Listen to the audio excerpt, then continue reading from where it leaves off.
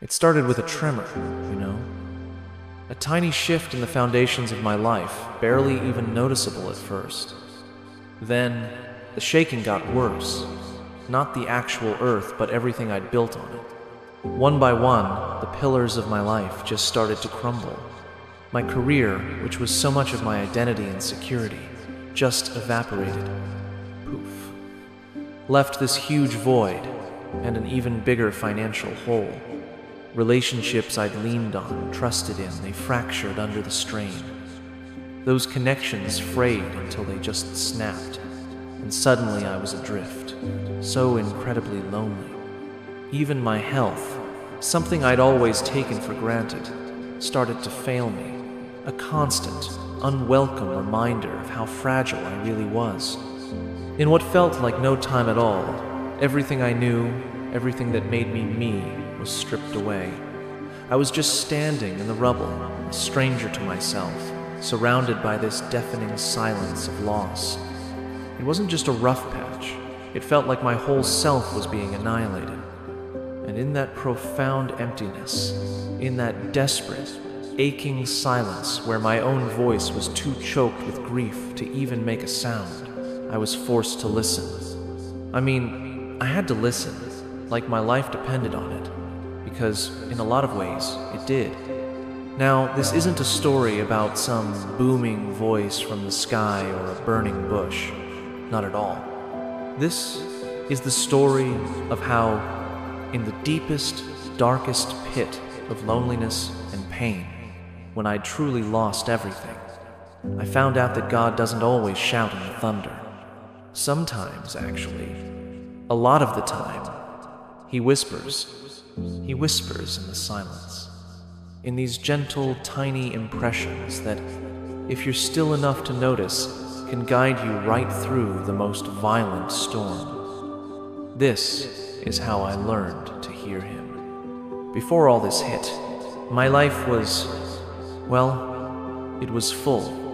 Maybe too full, looking back. It was a life built on a certain kind of everything, wasn't it? A collection of achievements, things I owned, relationships, all the stuff I thought made up a successful, stable life. My career was demanding, sure, but it was a huge part of who I was. I'd climbed the ladder, gotten some recognition, made decent money. I was proud of it. It gave me a sense of purpose, a feeling like I was in control of my own destiny. I really thought I was the architect of my own life. My days were packed. Just a whirlwind of meetings, deadlines, and networking, all to build and keep up this structure I had so carefully put together. My social life was buzzing. It felt like this vibrant tapestry of friendships, family, and all sorts of acquaintances. Dinners, parties, always something going on. I was surrounded by people, and I guess I thought that meant I was connected, that I had support. I truly believed I had this strong network, this safety net that would catch me if I ever stumbled. Looking back now, a lot of those connections were probably more superficial than I realized, built on shared situations rather than those deep, resilient bonds. And my health? That was something I'd barely ever thought about. You know how it is. You don't think about the air you breathe until you can't get enough. I was active, ate pretty well, and mostly felt invincible, like a lot of young, healthy people do. Physical strength, energy, that was just part of the deal, part of the everything I figured would always be there. My faith, if I'm being really honest, was more like a comfortable background hum. It was there, a set of beliefs I agreed with, maybe a place I'd go on a Sunday or when I felt particularly grateful. But it wasn't the bedrock of my life. It was more like a nicely decorated room in my house. Pleasant, but not the foundation holding everything up. I believed in God, but mostly I relied on myself, my abilities, my plans, my strength. It wasn't that I was consciously shutting God out. I just wasn't actively, desperately, looking for His guidance. I was the captain of my own ship, charting my own course, totally confident I could handle whatever came my way, This everything was a life that looked pretty good on paper, and for a long time, it felt good too. It was familiar, predictable, secure, or so I thought. I had absolutely no idea how fragile it all was, how quickly the tide could turn and just sweep it all away, leaving nothing but bare sand, and the shocking realization that what I thought was everything was maybe built on nothing much at all. That illusion of control, that was my most prized possession, and it was the very first thing to shatter when the storm finally hit. The life I knew, the one I'd worked so hard to build, was about to be taken apart, piece by painful piece. The unraveling didn't happen overnight, though when I look back, it feels like it was all just sudden, violent demolition. It started quietly, just a string of unfortunate things that seemed random at first, like little tremors before the big earthquake. First, a huge project at work, something I'd poured months of my life into, just fell apart unexpectedly. It wasn't just a setback, it was a public failure, and the fallout hit my professional reputation hard. Whispers turned into closed-door meetings, and pretty soon, the career I'd so carefully built, the one that was such a huge part of me, was gone. That word, redundancy, just echoed in that sterile office. Such a polite word for something so brutal. The financial security I'd always taken for granted vanished, replaced by this gnawing anxiety about the future, about the mortgage, bills, just basic survival. Just as I was reeling from that, the next wave hit. A close friendship, someone I thought was a rock in my support system, just buckled under a misunderstanding that spiraled completely out of control. Pride and hurt on both sides built this wall where a bridge used to be. Then, another relationship, a romantic one that had been a real source of comfort, ended abruptly, leaving this raw, aching hole. It seriously felt like the universe was systematically isolating me, cutting ties I thought were unbreakable. That vibrant social life I was so proud of started to look pretty threadbare, with huge chunks missing, the colors all faded, the phone rang less, invitations dried up. The constant hum of activity was replaced by this heavy, suffocating silence. Then my body started to give out. Maybe it was the stress, that constant, relentless anxiety, but it began to protest. Sleep became this nightly battle, my mind just racing with fears and what-ifs. Fatigue was my constant companion, like this heavy cloak I couldn't take off. A bunch of minor health issues escalated into more persistent problems, meaning doctor's visits, tests, and the unsettling realization that my once reliable body was now just another source of worry and weakness. Every new symptom, every new diagnosis felt like another piece of me being chipped away. The loss was cumulative. Each blow landed before I even had a chance to recover from the last one. This was the losing everything I talk about in the title. It wasn't just one thing. It was a cascade of losses that stripped away my career, my financial stability, key relationships, my health, and with all that, my sense of self, my confidence, my belief that I could control my own life. I was just adrift in this huge ocean of uncertainty, the familiar shores of my old life fading into the distance. The emotional toll was immense. Shock turned into this bewildered denial. This couldn't be happening to me. Then came the anger, this bitter rage at how unfair it all was, at the people I felt had let me down, at a God who seemed so distant, or worse, just didn't care. Fear was a constant, cold companion, whispering about a future that looked bleak and terrifying. And underneath it all, this profound, soul-crushing sadness, a grief for the life I'd lost, for the person I used to be. Isolation became my reality, not just physically, but emotionally and spiritually too. The world I knew had vanished, and I was left alone in the wreckage, wondering how or even if I would ever find my way out. The pain was a physical ache, a constant pressure in my chest, a hollowness that nothing seemed to fill. This was the crisis, deepening, the descent into the valley, a place so dark I couldn't see a single speck of light. It was here, in this crucible of suffering, that the stage was being set for a different kind of listening, a different kind of hearing. In the immediate aftermath, when everything had collapsed, the silence was the loudest thing I'd ever experienced. And it wasn't a peaceful quiet. It was a void, an echoing emptiness where all the familiar sounds of my life used to be. The busy hum of work, the laughter of friends, the comforting routines, all gone.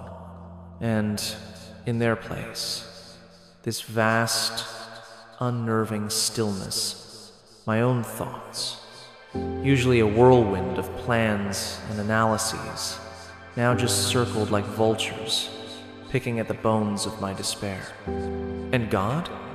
God was silent too. Or at least, it sure seemed that way. I'd always imagined that in a real crisis, in those moments of deepest need, faith would just surge, some divine intervention would happen, a clear voice would give answers and comfort, but I heard nothing. No booming pronouncements, no dramatic signs, no sudden epiphanies. I prayed, of course. At first, my prayers were frantic, demanding, "Why, God? Why is this happening? Fix this! Show me what to do!" I railed against the heavens, my words just bouncing off what felt like an impenetrable ceiling. I opened my Bible, but the words just blurred, offering no immediate comfort, sometimes even feeling like a rebuke in my raw state. There were moments of intense bitterness, a feeling of being utterly abandoned. Where was the God I'd been taught about, the one who was supposed to be an ever-present help in times of trouble? This perceived divine silence was maybe the cruelest blow of all. It just made my isolation worse, making me feel not only stripped of earthly comforts, but also spiritually adrift. I'd heard so many stories of people who found God in their darkest hours, who heard his voice so clearly. My experience felt like the complete opposite. The more desperate I became, the more silent he seemed. There were days I questioned everything I'd ever believed. Was it all just a nice story? A comforting illusion that shattered under the first real pressure? The temptation to just give up, to give in to the hopelessness, was huge. But something inside me, this tiny, flickering ember of a will I didn't even know I had, refused to be completely snuffed out. Maybe it was just sheer desperation. When you've lost everything, and your own strength has proven totally useless, there's really nowhere else to turn. So, my prayers started to change. The demands softened into pleas. The anger, while still there, was tinged with this raw, desperate yearning. God, if you are there, please. I don't understand any of this. I don't know what to do. I need something. Anything. It was in that state of complete surrender. Not a surrender of defeat, but a surrender of my own will, my own understanding, my own insistence on how God should speak or act, that a subtle shift began. The crisis hadn't just stripped away the externals of my life, but also all my internal noise, my pride, my self-reliance, my preconceived ideas about faith. I was raw, vulnerable, and empty. And in that emptiness, a space began to open up. A space where, just maybe, a different kind of listening could happen. I was being forced to listen more earnestly than ever before. Not for a voice that would boom and fix everything, but for something else. My search wasn't for a quick solution anymore, but for a presence, for just a sliver of light in that oppressive darkness. I didn't know what I was listening for, only that the old ways of communicating, the old expectations, had failed me. The silence, once so terrifying, slowly, almost imperceptibly, began to transform. It was still vast, still deep, but within it, I started to sense the faintest possibility of a different kind of sound, a different kind of presence. The journey into the silence was, paradoxically, becoming the first step towards hearing something new. The path was paved with pain and doubt, but it was leading me, though I didn't know it at the time, to the very edge of a profound discovery. There wasn't one big, dramatic moment, no lightning bolt from a clear blue sky. The discovery, when it started, was as quiet and unassuming as the silence it came from. It wasn't a voice I heard with my ears, but more like a stirring, a gentle nudge, an impression so subtle I almost dismissed it as my own tired mind playing tricks. I remember one particularly bleak afternoon. I was sitting in my sparsely furnished living room. I'd sold most of my stuff to make ends meet. The silence in the house was heavy, just mirroring the emptiness inside me. I was staring blankly at a wall, that familiar wave of despair washing over me. My prayers had become less about asking for things to change, and more about just enduring. In that moment of deep stillness, a thought, clear and distinct, yet incredibly gentle, surfaced in my mind. Read the story of Elijah. It wasn't an audible voice. It wasn't even a particularly commanding thought. It was more like a sudden, unexpected memory or a soft suggestion that seemed to come from outside my own circle of misery. My first instinct was to brush it off. Why Elijah? I hadn't thought about his story in years. My mind was a battlefield of worries about rent, my health, my utter aloneness. Reading a Bible story felt, well, trivial. But the thought, or maybe the impression, lingered. It wasn't forceful, but it was persistent, like a gentle hand on my shoulder. There was this quiet sense of rightness about it, a subtle pull, with nothing else to do and a kind of weary resignation.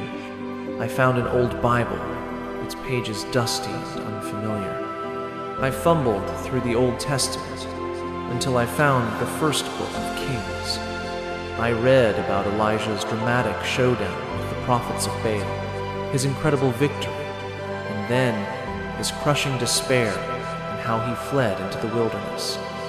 He was at his lowest point, exhausted, feeling completely alone and defeated, even after a huge triumph. He went to a mountain, Horeb, and there God was to pass by. As I read those words, something resonated so deeply with my own feeling of desolation. Then came the passage that would become a turning point for me.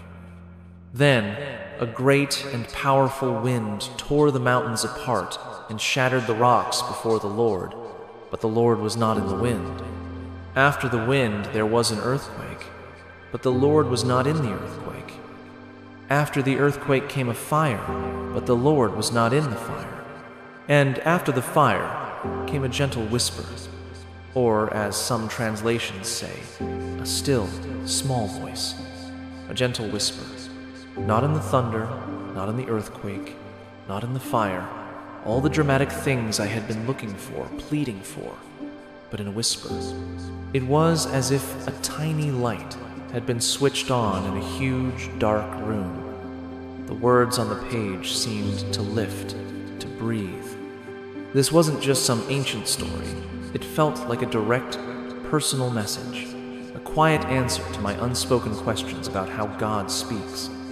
The feeling that came with this realization wasn't an overwhelming emotional high, but a profound, almost imperceptible shift inside me. It was a quiet sense of peace, a dawning understanding. This was the how. This was the beginning. This gentle impression to read a specific passage, one that spoke so directly to my situation and my misunderstanding of how God communicates, felt different from my own anxious thoughts. My thoughts were usually chaotic, loud, and driven by fear. This was quiet, unexpected, and brought a sliver of clarity. Not a solution to my problems, but a shift in perspective. It was, I truly believe, the first time I consciously recognized God's voice, not as an external sound, but as an internal, gentle impression, a God-planted thought. It was so subtle, so easy to miss, especially when I was expecting a shout. The crisis hadn't just stripped me bare. It had quieted the external and internal noise enough for me to finally hear the whisper I'd been deaf to before. This was the climax, not of my problems ending, but of my understanding beginning. God wasn't silent. I'd just been listening for the wrong thing. That first whisper, that gentle nudge to read Elijah's story, was like finding a single, almost hidden signpost in a vast, featureless wilderness. It didn't magically transport me out of my troubles, but it gave me a direction, a new way to navigate.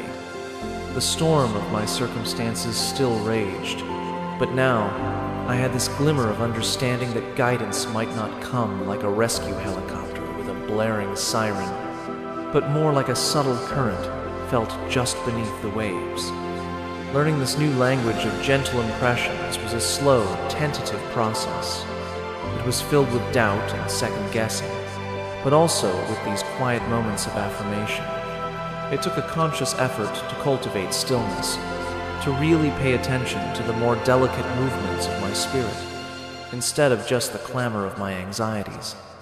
It's true what some say, that recognizing God's voice takes practice and a growing relationship. It's kind of like learning to tell real money from counterfeit. One of the earliest ways these impressions showed up was through what I can only describe as spontaneous thoughts that just felt different from my own. For instance, I remember feeling completely overwhelmed by a looming bill. The anxiety was this tight knot in my stomach. I was obsessing, running numbers, just sinking deeper into panic. Then, quite suddenly, a thought drifted into my mind. Call Sarah. Now, Sarah was an old acquaintance, someone I hadn't spoken to in years. My logical mind immediately shot it down. Why would I call Sarah? What could she possibly do? It felt random, awkward, even embarrassing to reach out when I was in such a mess. But the thought, gentle and unforced, persisted. It didn't come with a guarantee or a clear explanation, just a quiet nudge. After wrestling with it for a day, I decided, with a sort of what have I got to lose feeling, to call her. It turned out Sarah had recently started a small business and was looking for someone with my exact, albeit now defunct, skill set for some freelance work. It wasn't a lottery win. It wasn't a miraculous clearing of all my debts. But it was a lifeline. It was enough to cover that pressing bill and a little more. It was a practical, tangible outcome that flowed from listening to a quiet, seemingly random impression. Another time I was struggling with such profound loneliness. The silence of my empty apartment just felt crushing. I was mindlessly scrolling through social media, a habit that usually just made me feel worse. Then, an image of a small local park I used to visit years ago popped into my head. With it came this gentle feeling, almost a yearning to go there. Again, my rational mind argued, "It's cold out. What's the point? You'll just feel more alone in public." But the impression had this quiet insistence. So, I bundled up and went. I sat on a bench, watching children play, dogs chasing squirrels. Nothing dramatic happened, but as I sat there, a sense of peace, just a tiny measure of it, settled over me. It was a brief respite from the turmoil, a reminder that there was still beauty in the world, still life happening around me. It wasn't a solution to my loneliness, but it was a moment of solace, a gentle breath in the midst of suffocation. These weren't earth-shattering revelations. They were small, subtle course corrections. Sometimes the impression would be a specific scripture verse that would pop into my mind during a moment of particular anxiety. And when I read it, I'd find a precise word of comfort or a new perspective. Other times, it would be a sudden urge to forgive someone I'd been holding a grudge against, and in doing so, I'd feel a lightening of my own burden, or an unexpected feeling of peace that would just descend during prayer, even when my circumstances hadn't changed one bit.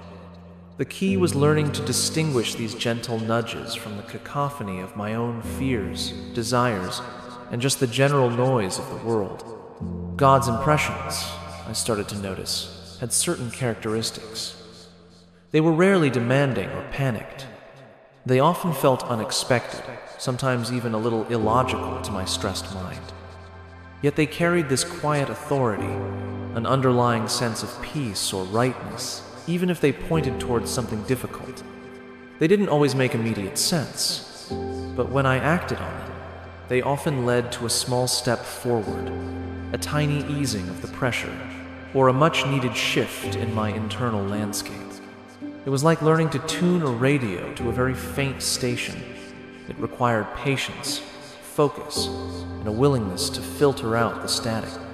The storm hadn't passed, but I was slowly, painstakingly, learning to discern the quiet currents that could guide me through it, one gentle impression at a time. So, how did I go from hearing only the roar of the storm and that silence of feeling abandoned to actually discerning these gentle whispers?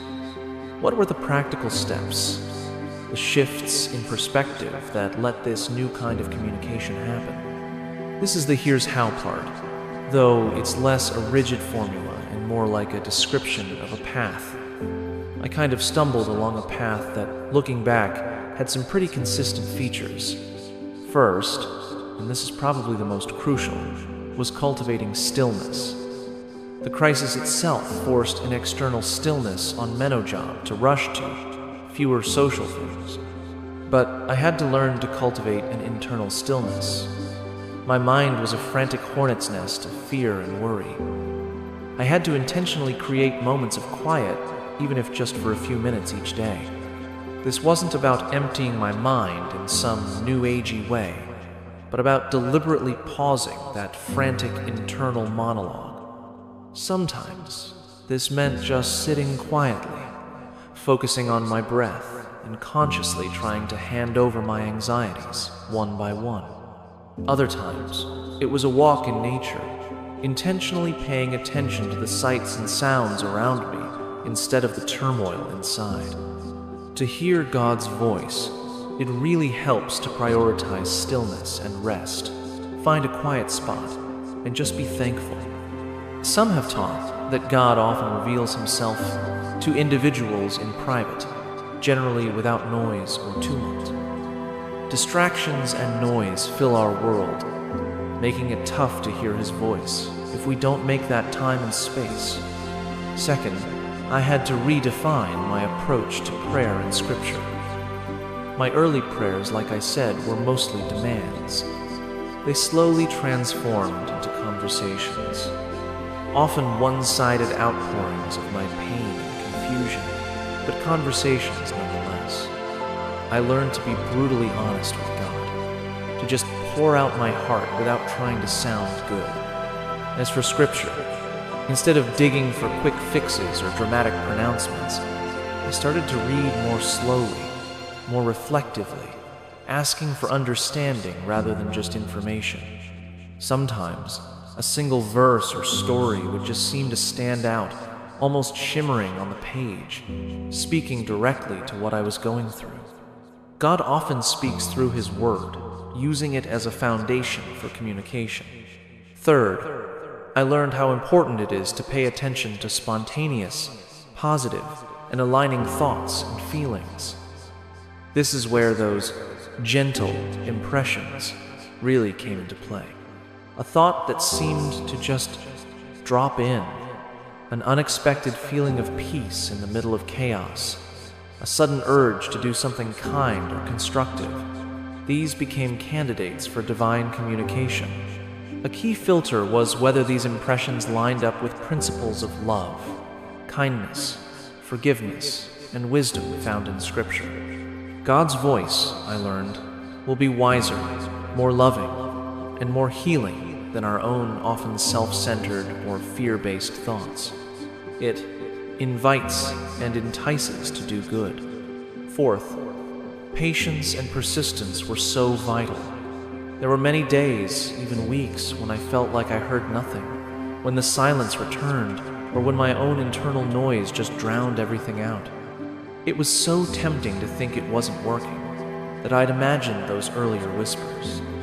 But I had to learn to keep showing up, to keep creating that space, to keep listening, even when it felt totally fruitless.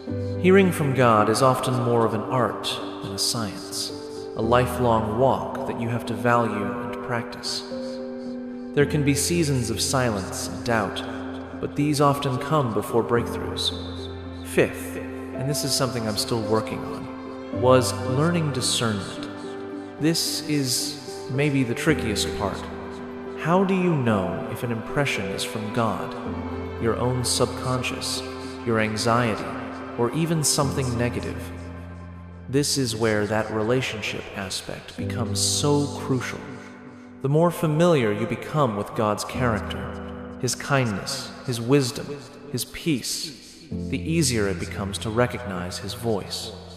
I'd ask myself, does this impression lead to fear or peace? Does it lead to greater love for God and others, or to self-pity and bitterness? Does it line up with what I know of God's revealed character in Scripture? Does it promote restoration and connection? Sometimes, sharing an impression with a trusted, spiritually mature friend for their perspective was also really helpful, as guidance can flow through the collective wisdom of a community. It wasn't about finding some magical technique. It was about a shift in posture, from demanding to receiving, from speaking to listening, from relying on the loud and dramatic to tuning into the quiet and subtle. The crisis stripped away the filters and the noise, forcing a deeper, more desperate kind of seeking. And in that seeking, I began to learn that God's voice isn't always in the wind, the earthquake, or the fire, but often, most profoundly, in that still, small whisper that speaks directly to the heart. God is always speaking. The question is, are we tuned in? Some say He speaks in a whisper because He is close. This journey of learning to hear God's voice in the quiet, especially when life is just screaming at you, is incredibly personal. But I know I'm not the only one who has walked this path, or who's walking it right now. Maybe my story resonates with something you're going through, or a question you've been holding on to. I'd genuinely love to hear from you. What has your experience been with hearing God, especially in times of crisis or loss? How do you discern those gentle impressions? What helps you create space to listen? Please share your thoughts, your stories, your questions in the comments below. Your experience could be the very thing someone else needs to read today. Let's create a community of listeners here. And if this story has been helpful, or if you're interested in more content about navigating faith, finding hope in hard times, and learning to connect with God in deeper ways, I'd be so grateful if you'd subscribe to the channel. Click that notification bell too, so you don't miss future videos where we can explore these important themes together. Perhaps you're in a storm right now, feeling like everything is lost, and the silence from heaven is deafening. I want to encourage you. He is there. He is speaking. You might just need to learn a new way to listen. Life today is different. Radically different from that meticulously constructed life I had before the storm. The crisis didn't just pass through like a summer squall, leaving everything to be neatly rebuilt as it was. It was more like a wildfire that clears out the old, overgrown forest, making way for new, unexpected growth. Not all my problems magically vanished. I still face challenges, financial uncertainties, occasional health concerns, and moments of sadness or loneliness. The scars from that period of intense loss are still there, not as open wounds, but as reminders of the journey. But the way I face these things, the foundation my life is now built on, has fundamentally changed. The everything I thought I lost has been replaced by a new kind of everything, one that isn't defined by external achievements, possessions, or even the constant presence of other people, but by an internal landscape reshaped by that period of intense listening and discovery. The most significant change is my relationship with God. It's no longer that background hum or a Sunday obligation. It's become the bedrock, the central animating force of my life. That desperate search in the silence forged a connection that's deeply personal, intimate, and ongoing. I've learned that His presence isn't dependent on my circumstances being perfect or on me feeling strong. In fact, it's often in my weakness, in acknowledging my need, that I feel His presence most acutely. As someone once shared from their experience, their faith, an invisible companion, allowed them to retreat into the innermost depths of their heart. The discovery that God speaks in gentle impressions, in those quiet nudges and whispers, has become a daily reality. It's an ongoing conversation, a way of navigating life that relies less on my own frantic planning and more on tuning into that still, small voice. This doesn't mean I don't make plans or work hard, but there's an underlying current of listening, of checking in, of being open to those subtle course corrections. There's a newfound peace, even in the middle of uncertainty, that comes from knowing I'm not navigating alone. Some who faced immense trials, like severe illness or deep loss, described that even without hearing a loud, thundering voice, they found moments of unexpected peace and clarity they could only attribute to God's presence. For some, accepting faith brought a sense of being peaceful and found, knowing God cared. My purpose isn't solely tied to a career title or external validation anymore. It's shifting towards something simpler, yet more profound. To live in a way that reflects the love and guidance I've received, to share the hope I've found, to perhaps help others learn to listen too. The new everything is less about what I have and more about who I am becoming. It's about cultivating an inner life that's resilient, rooted in faith, and open to the constant, quiet leading of the Spirit. The isolation I felt during the crisis has, paradoxically, led to a deeper sense of connection. Not necessarily to more people, but to God, and, in a more authentic way, to the people who are truly part of my journey now. The superficial has fallen away, leaving what is real. I wouldn't willingly go through that period of devastating loss again. The pain was real and deep, but I also wouldn't trade what I discovered in that crucible. I lost what I thought was everything, only to find the one who is truly everything. The old structure had to crumble for a new, more authentic, and divinely guided life to be built in its place. Life is still a journey with its share of storms, but now I know the language of the gentle breeze that can guide me through them. And that, I've come to realize, is a far more valuable everything than I ever had before. If you take away anything from my story today, let it be this. Even when the world around you is collapsing, even when the silence from heaven feels absolute, God is not absent, and He is not silent. He is present in the rubble, in the pain, in the deafening quiet, and He is speaking. But His voice, so often, isn't the thunder we expect, but the gentle whisper we must learn to strain our hearts to hear. Losing everything forced me into a posture of listening I would never have adopted otherwise.